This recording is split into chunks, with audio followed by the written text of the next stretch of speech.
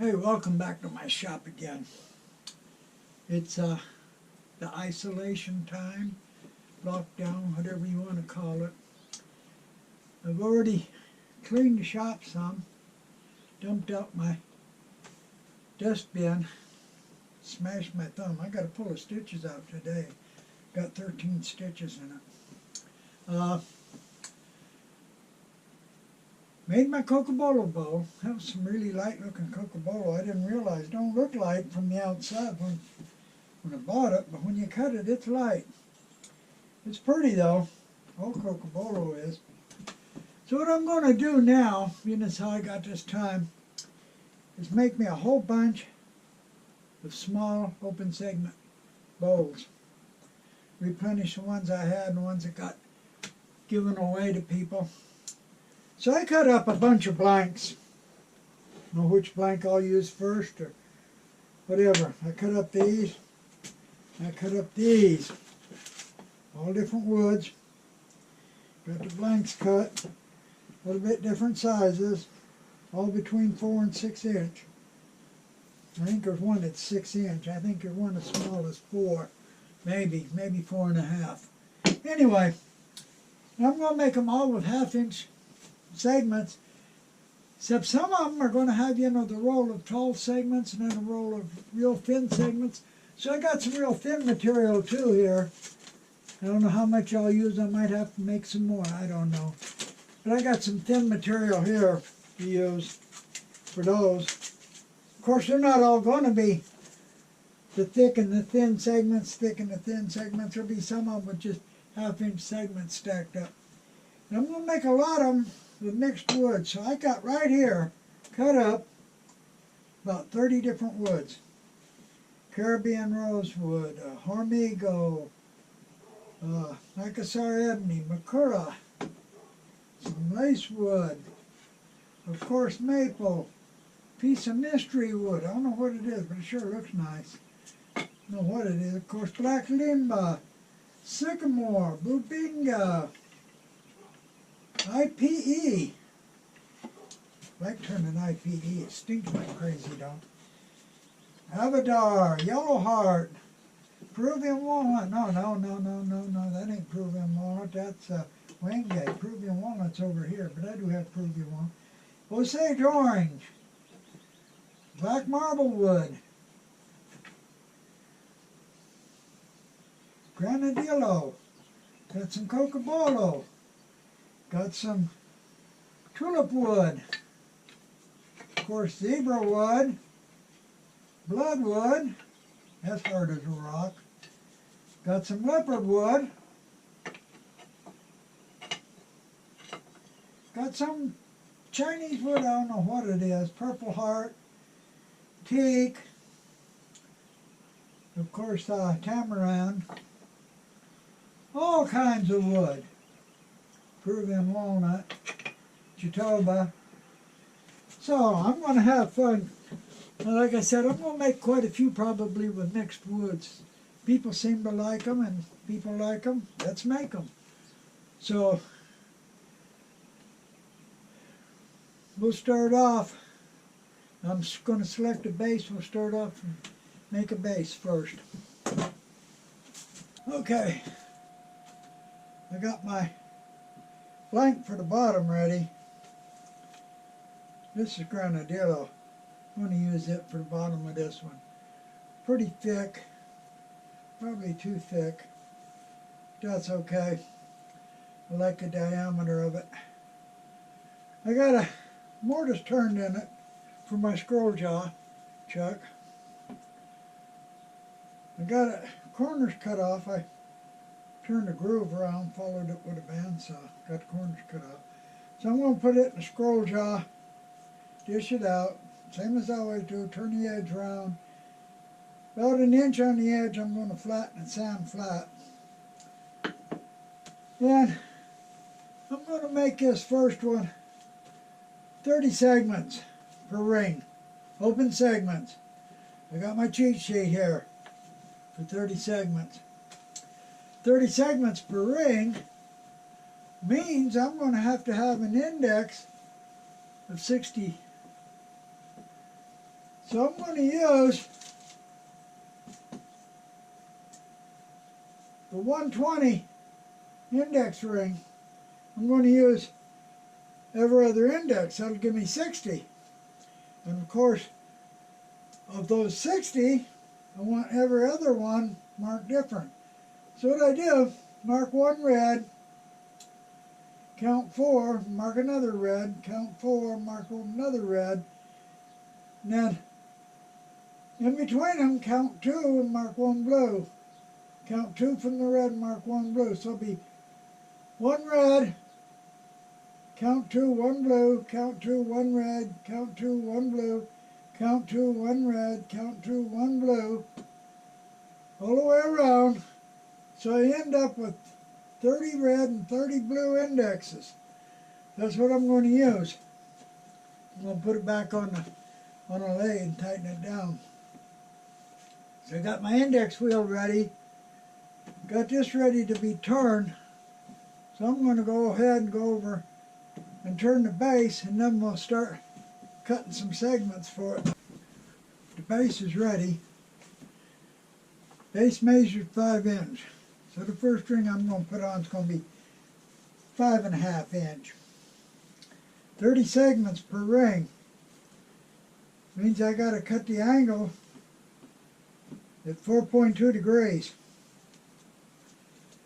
5.5 inch, got to cut them each to 0.404651. So, I set my saw up, 4.2 degrees, set up the cut length, cut a couple of pieces of scrap to check the cut length, make sure it's right. Then I cut 30 segments, all different woods. Everyone's different. I'm going to have to line them up now. I'm going to line them up so that woods of similar color are not next to each other, so they're varied. So there's contrast between each and every one. Best I can, of course. And keep in mind that the last one is going to be next to the first one too, so I got to watch that. So I'm going to set them all up. And I've already got my index ring set up. I'm going to set up my gluing platform. Now this is the gluing platform and the index wheel, of course, too, that comes from Chef Ware kits. So I'm going to have 5.5 inch ring. Means I got to set the stop block on here for 2 3/4 inches, which is half of 5.5 inches. And that'll give me the 5.5 inch ring. That's 2 3/4 inch from the center. So I'm going to go ahead and set this up. I'm going to mount this in the tailstock, of course, with the drill chuck, and put the post in and set it up. Got my gluing platform set up. Got it in a drill chuck and tailstock. Got the post right up next to the center. Got the stop block set at 2 3/4 inches. Got my index, one of the red marked indexes. So I'm going to go ahead and start gluing them on now. It's going to be fun. Can't use my thumb. It's going to be a lot of fun. Very light coat of glue. Well, way too much. That way I don't get enough squeeze out to worry about. Hold it on for 5 seconds.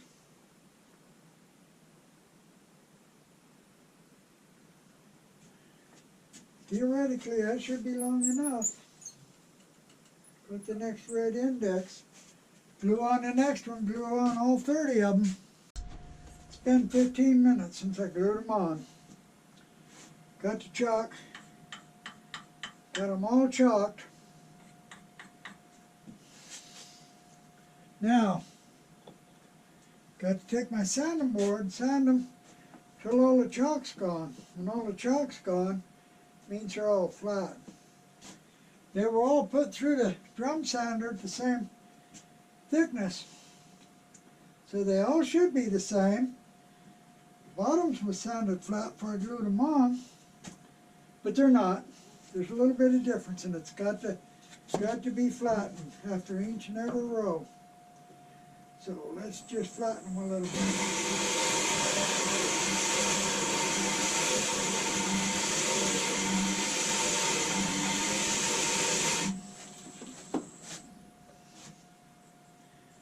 All the chalk's gone, so they're nice and flat, ready for the glue on the next row. Second row is going to be 6 inch. So it's cut length of 0.441437. So I set this up, set up my table saw, cut the segments, line them up. I have to take my gluing platform and set it for 3 inch.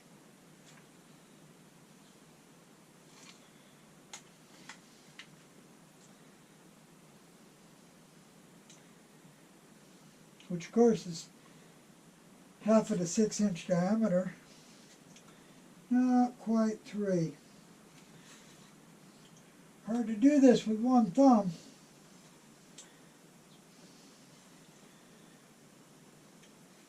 But this thumb, of course, ain't healed. I just pulled the stitches out yesterday. And it's got a terrible, terrible gash in it yet. And it's still swollen up. So, I'll set this up, put this back on, and we'll glue up the next row, same way we glued the first row on. Found a good place to start by looking at the colors that's going to go on and the colors that's already on. Of course, I'm using a blue colored index. It's got it set on blue colored index. I got the first 5 segments, so let's go ahead and glue one on.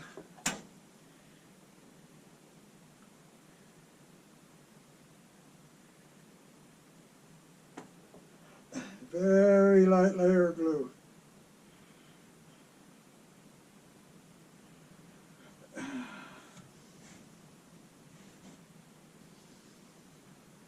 Hold it on for 5 seconds.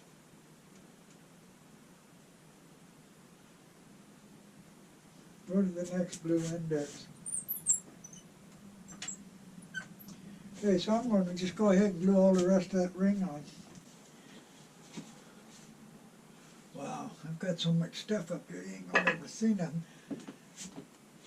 The third ring, I'm going to make it 6.5 inches, so we're coming out a little bit yet. First ring was 5.5, and then the second was 6. This one's 6.5. Cut length of 0.478. Now, I'm going to make the shape, my signature shape, where it curves back in at the top. Which means the top ring's going to be 6 inches again. So when I had this saw set up to cut 6 inches, I went ahead and cut the top ring. I got it set aside. So it's already been cut. So this is 6.5 inch ring. Got it cut. Got my gluing platform set up. Got the stop box set up at 3.25 inches. Going to use the red indexes again. The first row had red indexes, second row blue, the third will have red indexes again. So I'm going to go ahead and ready to glue them up. So I'm going to glue up this ring, and then the fourth ring glues up again the same way. So I'm just going to go ahead and glue these 2 rings up. I got the third row on. It's been 15 minutes. Now I can go in and start turning the bottom into the first row. And I can, if I hit the second row with the turning tool, no big deal. Just as long as I stay away from the third row.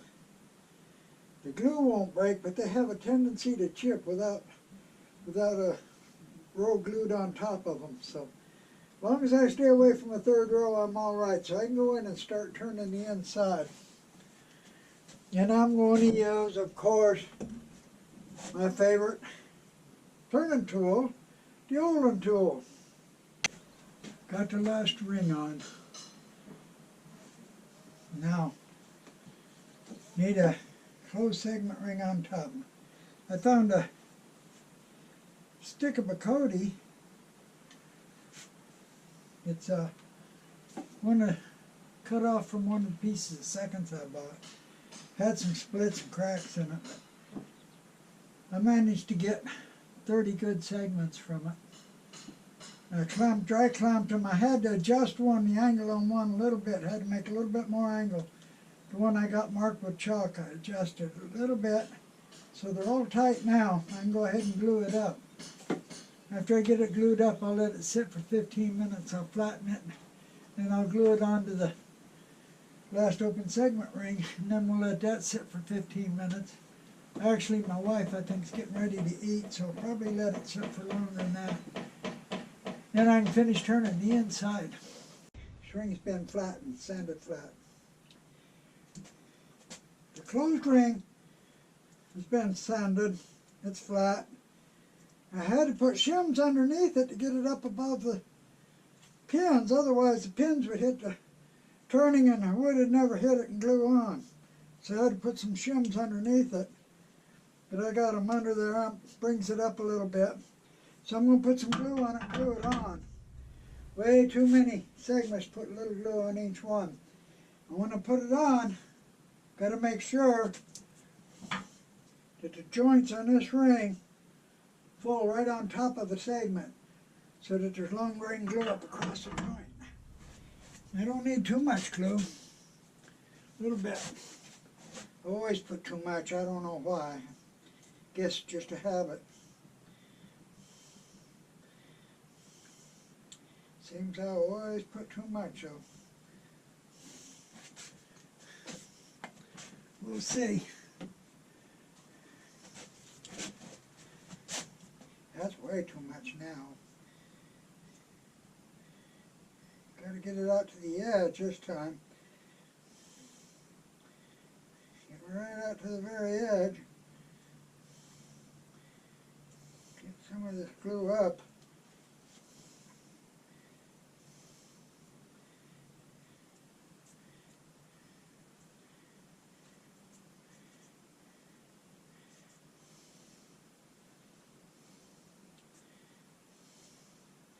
Probably still too much, but we're going to put it on.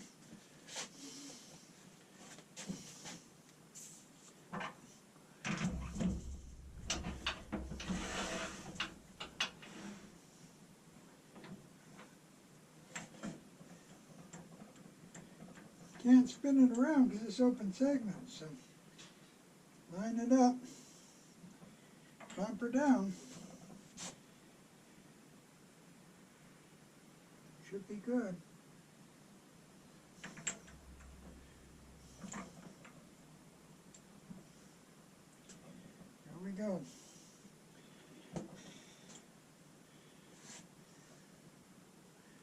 Let her set. We'll be ready to turn it. Been turned. Inside, outside. Been sanded. I only sanded it to 400. Being as how some of the woods on it are soft, there's no need going any higher than that. So now I'm going to put a coat of shellac on the inside and the outside. Just regular shellac.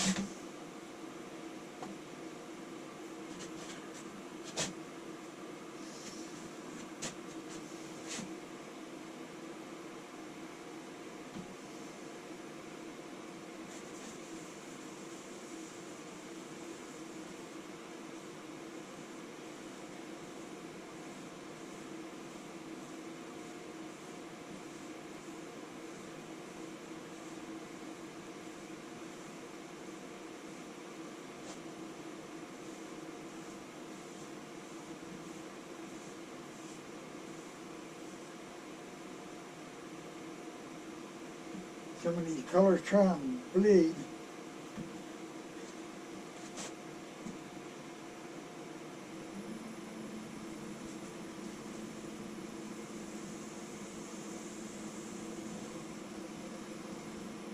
Granadillo bleeds. That's the one that's bleeding.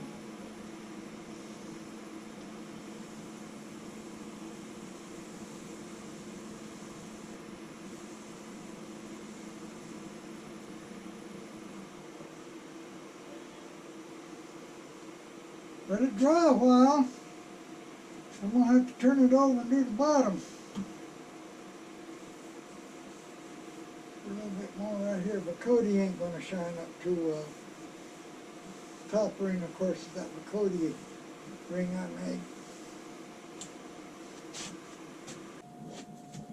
Okay, I'm getting ready to turn the bottom. Got the top taped with painter's tape. I'm going to hold it from the inside with the cold jaws with the tapered pins. Got to use the center ring. Next ring out's too big. Got to use the center ring. These tapered pins are pretty wide. On the center ring, you can only use 4 pins. Here's too fat to put 8. So I'm going to hold it with 4 pins, the inside. You got to be careful when you're holding it on the inside. You can't tighten it too tight. Not like holding it from the outside. Because I have before split the top ring, getting them too tight. So I don't want to do that again. So they'll be tight, but not really super tight. I don't want to break that top ring. And of course I'm going to bring up the center point on the tailstock to hold it, so it ain't going to go nowhere. So I'm going to put it on a lathe, hold it from the center, and turn the bottom.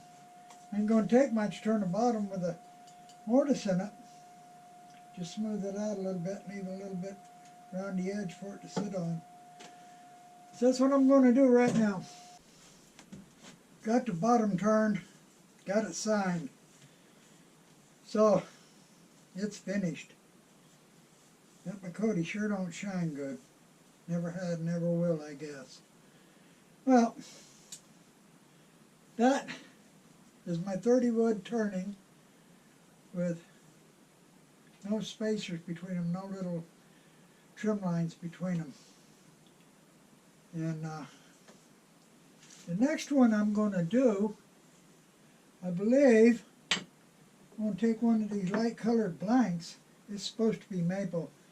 Sure don't smell like maple. I don't know what it is, but it don't smell like maple. But I'm going to use it anyway. What I'm going to do, make a base out of this, and I'm going to put a trim ring, a dark trim ring around it,